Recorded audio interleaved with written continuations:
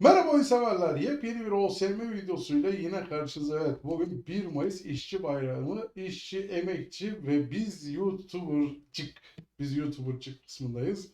Herkesin eline, koluna, emeğine sağlık diyorum. İnşallah herkes hayalindeki o yerlere, hayalindeki o hayata ulaşır. 1 Mayıs'ımız kutlu olsun diyelim ve bomba bir girişte yine karşıda, evet, 433A. Bunu B olarak da kullanabilirsiniz ama ben B'yi zaten size ekstra sunacağım arkadaşlar. Öncelikle bir şey de açıklık getirin. Bakın, rakibiniz 4-3-3 geliyorsa çok fazla soru geliyor. Bak, burada daha 7 gün önce yapmışım. Bak, 4-3-3'lere karşı %100 çözüm diye. Neden %100 çözüm? Bakın, en azından puan ve puanlar almanız için bir mantık. Burada neler var? İç içe taktikler var. Evdeysen, deplasmandaysan. Evdeyken düşük olduğunda, yüksek olduğunda ve daha güçlü olduğunda ve daha düşük olduğunda. Deplasmanda, yani rakibi hep 4-3-3 olarak sayacağın, attın analisti, rakibi 4-3-3 gördün, ona göre taktikler var burada. Deplasmanda eşit olduğunda, düşük olduğunda, yüksek olduğunda, daha yüksek olduğunda, daha düşük olduğunda neler var? Bak, burada iç içe taktikler var. Sesli şekilde aç, dinle. İkinci haberim ise buradan katıl tuşuna basarak platin üyelik alıp, platin üyelik ne demek onu da söyleyeyim. O eskisi gibi WhatsApp grubu falan yok. Tamamen kanala destek amaçlı yapılan bir üyelik arkadaşlar. Kanalda benim de bir tuzum olsun diyorsanız desteklerinizi bekliyoruz. Katıl üyeliğiyle platin abonelik alabilirsiniz ama WhatsApp grubu yok. Kalktı artık. Onun yerine ücretsiz olan Telegram grubumuz var. Telegram'ın linkini de açıklamaya bırakacağım. Tıklayıp da gelebilirsiniz. Zaten affedersiniz, ciğersiz, şerefsiz, karaktersiz insanlar da arada gelebilir. Siz onları aldırışatmayın. Bırakın küfür etsinler, hakaret etsinler. Onları ben silip engelliyorum zaten. Gerek yok. Boş ver. Siz onlarla münakaşaya girmeyin. Bırakın iç sahibini havlasın, ben onları bağlarım. Hiç önemli değil. Onların dediği gibi insanlar değiliz zaten biz. Ben burada daha ağırla konuşurum da o gelip gruba küfür eden oğlan evlatlarına. Bunları affedersiniz, çok özür dilerim küçük kardeşim, ama anaları normal yolla çıkartmamış, arka taraftan doğum yaptığı için bunlar ondan öyleler. Anladınız mı? Gelip gruba saçmalar. Ben istesem mahkeme yoluna da giderim de. Neyse, ciğersiz de ciğersiz olmaya da gerek yok deyip de akıllı, uslu, oyunla alakalı merak ettikleriniz varsa lütfen gelin. Bakın, siz yazışıyorsunuz. Ben orada son, yani böyle artık işimden gücümden, ben orada bakın arkadaşlar. Zaten burada videolar var. Tüm her şey var. Benle iletişime geçemiyorsunuz. Özelden zaten kesinlikle cevap vermiyorum. Grupta yazışıyoruz ve ben orada yazmasam bile burada kanal var. Kanaldan 4-3-3 kullan, 4-3-3 rakibin geliyorsa bak, antisini söyledik. 4-4-2 var, 4-2-3-1 var. Yani bir sürü, bak, duvar taktik var, 5-4-1. Hayvan gibi bir taktik yaptık size. En kötü rakibin güçte gel bunu kullanı var. Bana ulaşamıyorsa da bir sürü şey var. Telegram bu kanala da buyurun beklerim, dediğim gibi. Orada varsınız diye hadi yaz, hadi yaz, hadi yaz diye bir şey yok. Bana ulaşamıyorsan, ki ben bakıyorum arada sohbet muhabbet ediyoruz boş konu. Çünkü neden? Bakın arkadaşlar, sabah 6.30'da işe gidiyoruz. Ailem var benim, geleceğim. 2 tane YouTube kanalım var. PUBG ve ne ona da OSM olmak üzere. YouTube'dan bahsediyorum.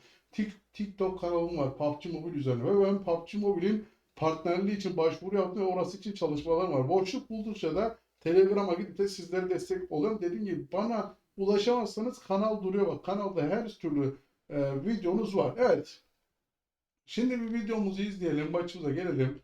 Biraz hızlı geçeyim buraya. Bakın, burada rakipten 4 rank üstünüz. Sonuca gittim. 1-0 yendim direkt. Şöyle geldim. Uzamasın diye göstermedim. Çünkü çok fazla ön bilgi verdik. Bak, %68'de gördüğünüz gibi gayet güzel, gayet oturaklı takımımızla galibiyetimizi aldık. Şimdi bakın, geldik buraya arkadaşlar. Evet, bak, ofansif orta saha mutlaka olmalı. Bakın, benim aslında defansta bir tık aksayan, bakın, 88. Son aldığım bir oyuncu var ama dediğim gibi burada denge çok önemli. Mesela Anderson da dengeyi bozuyor bizde.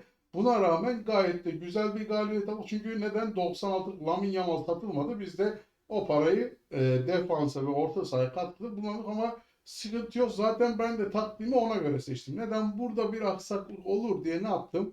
Hemen geldik. Bak, burada ofansif orta saha çok değerli bir önüm. Bakın, ben 2 tane sağ kanat forvet dönüyorum. Bunun, yani demek istediğim şu. Mevki boş muhabbet.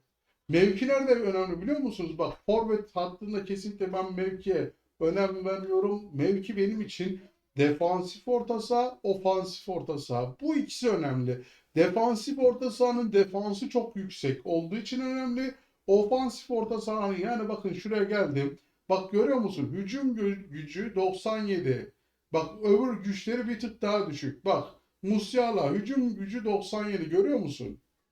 Burada da ne var arkadaşım? Bak burada defansif gücü bak yüksek. Bak burada defansif özelliği yüksek olduğu için benim için tek mevkinin önemli olduğu yer birincisi burası.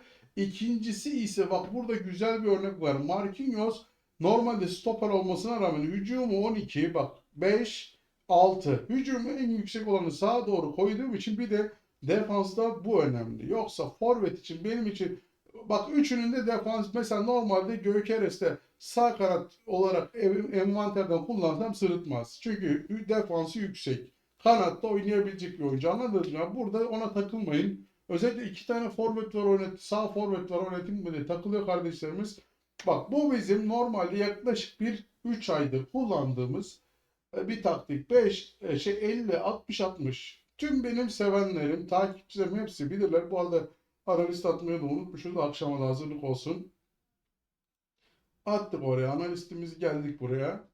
Tüm herkes bilir ki bak 3 aydır yaklaşık bunu biz LED'e kullanıyoruz. Bak 50 60 60. Şimdi Mayıs güncelin devamı bu da.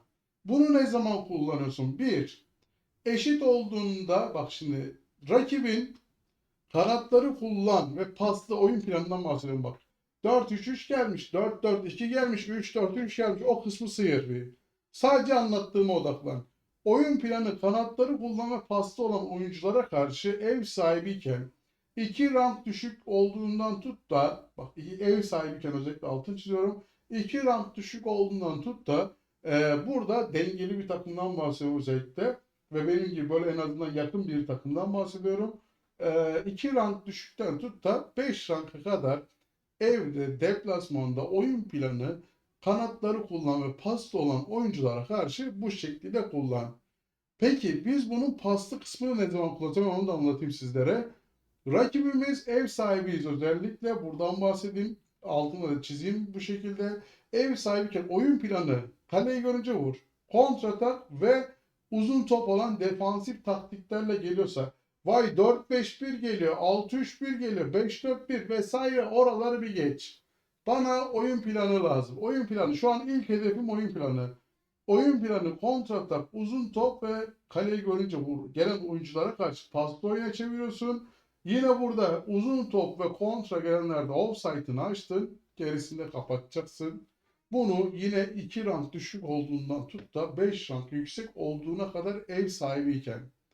Deplasmanda ise yine bu rakiplere karşı 3 rank yükseğin 6 rank kadar. 3 ile 6 rank arası.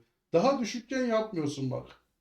Ben yaparım da siz yapmayın. Siz yenilmeyi sevmiyorsunuz. Siz almayı sevmiyorsunuz. Ne onun adı? Risk almayı sevmiyorsunuz. Berabere kalmayı bile sevmiyorsunuz. Siz istiyorsunuz ki herkesi evde, deplasmanda yap. Ulan öyle bir taktik olsa ben dünyanın şu an bir numaralı oyuncusu olurum. Beni izleyenler de ikinci, üçüncü, dördüncü olur. Yani böyle bir mantık olabilir mi? Bu taktik işe yaramıyor, çöp. Ne alakası var? Sen yenildin diye 2000 kişi denemiş, 5 kişi yenilmiş. Güzel bir rakam. 2000 kişi denemiş. Hatta bak %10, bak %10 bile 200 kişi yenilse bile 1800 kişi yeniyorsa demek ki güzel bir yerdeyiz abi. Bunu kabulleneceksin. Sen mağlup. Yeter ki sen şuradaki mantığı yap. Gerisi artık oyunun o algoritmanın yaptığı çalkantıya bağlı. Yoğurt gibi çalkalıyor nereye düşerse. Evet. Dediğim gibi deplasmanda 3 ile 6 rank arasında bunu kullan. Altına kullanma. Altına neyi kullan? Abi bak 5-4-1 attım. Deplasman için. Git onu güzelce dinle. Deplasmanda nasıl kullanılıyor, nasıl kullanmalıyız, hepsi detaylıca var. Biraz başka taktikte kullan. Siz istiyoruz ki adamdan 10 round düşün 4-3-3 kullanıyorum diyor. Sen hediye ediyorsun. Benim grupta da var, Telegram grubunda. Vallahi ben diyorum ki Allah herkese sizin gibi rakip nasip etsin. Ve bana diyorum ki neden sizin gibi rakipler hiç denk geliyor. Ulan bana gelen kamp atıyor. Bana gelen 5-4-1 6-3-1 yapıyor. Adam bir bakıyorum, sen diyorsun ki bana 4-3-1 kullanmalıyım. 10 rank üstün. Bana da böyle rakipler gelsin ya. Ne güzel. Temiz 3 puan. Temiz.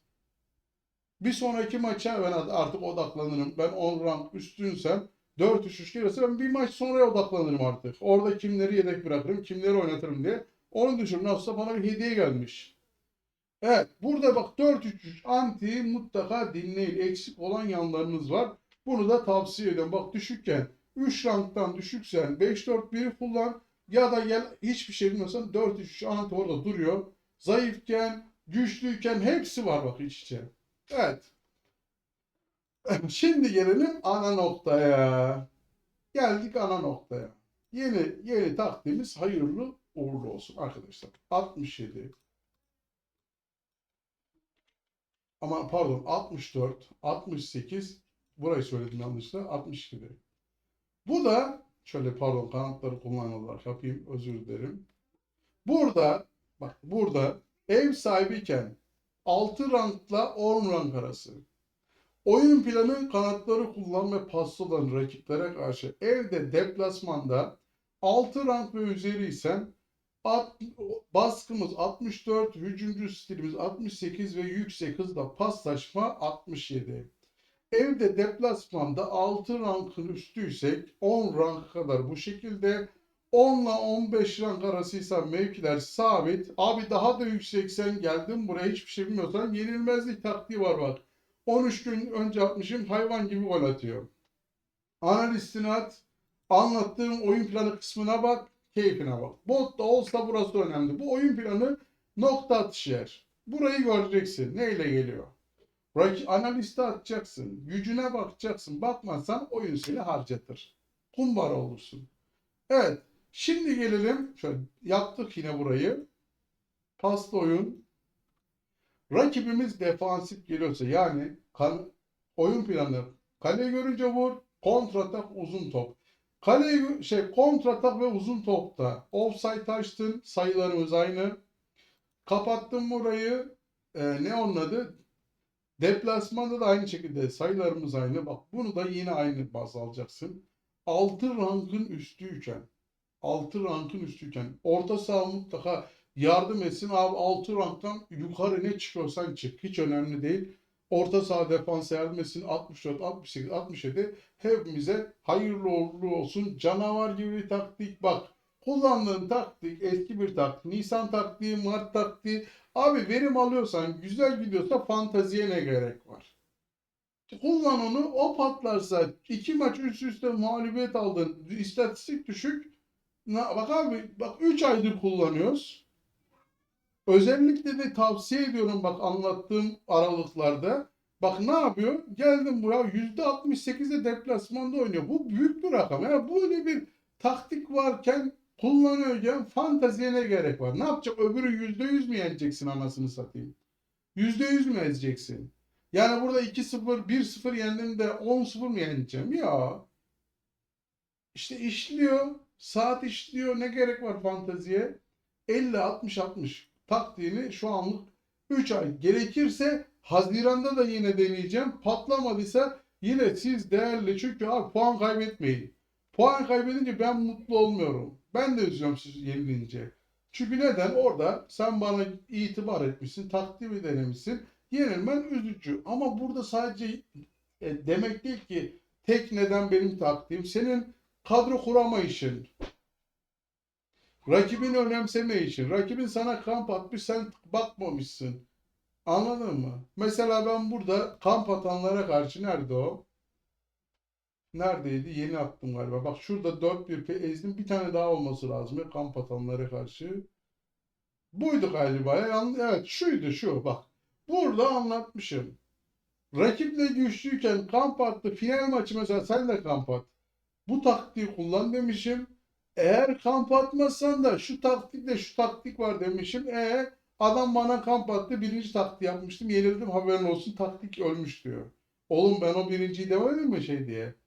Kamp attın kamp attım. Güçlüyüm bunu kullan. Kamp atmayacaksam eğer o zaman şu ikinci ve üçüncü taktiği kullan. Defansif ve gücüne göre taktiği bölmüşüm. Sen hiç dinlememişsin. 14 dakikalık videoya gidip de 1 dakika izlemişsin. 1 dakikalık bölme ne yapıyormuş? Bak aynen şu FM videolarında olduğu gibi. Abi adam ekran fotoğrafını çekiyor. Abi bunu Beşiktaş'a sunmuşsun da Fenerbahçe kullanayım mı ya? Bak izlemediği belli. Çünkü ben onun içinde anlatmışım. Göztepe mesela şurada Göztepe kariyer rebuild yapıyoruz arkadaşlar. Burada adamın sorduğu soru çok anormal. Bu taktiği Galatasaray kullanır mı diyor. Dinlemiyor ki.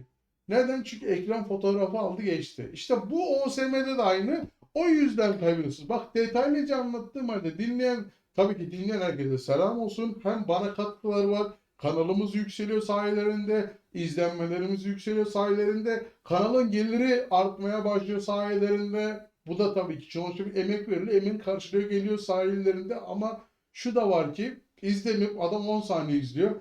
Aa ben o kısmı atlamışım diyor. Oğlum zaten 2 tane taktik sunmuşum. Nasıl atlıyorum la o kısmı? Like at, abone ol. Mayıs'a bomba gibi geliyorum haberiniz olsun. Ne diyor? Gardal'ın Hamza Ayaz ve ekibi geliyor. Ekibim kim? Siz değerli abonelerim. Parçalayın lan linkleri.